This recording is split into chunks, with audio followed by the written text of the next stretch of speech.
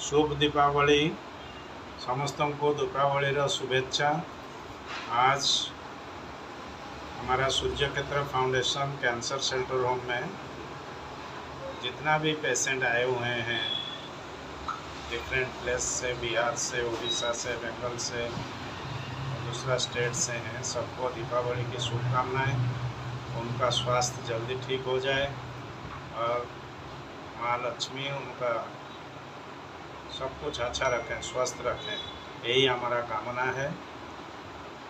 और cancer centre home में सब गांव छोड़ के आए हुए हैं, इसलिए आज हम लोग सब, हमारा ट्रस्टी शरद पाड़ी, विजय पाणिग्राही जी, ये सब आए हुए हैं। हम सब लोग मिल के थोड़ा देर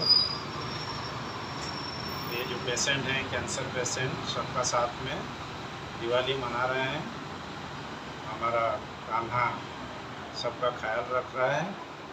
फिर सबको बधाई देते हुए हम दिवाली अवसर पर सबको बधाई।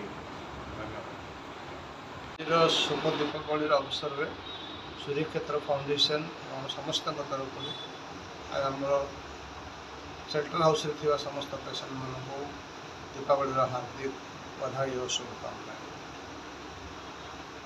आज से निजर दिवाली दिन में निजर घर द्वार छाड़ी बीमा ट्रिटमेंट में आसछन। भगवान से सुखी करंतु, जल्दी स्वास्थ्य लाभ करूँ, मोर काम।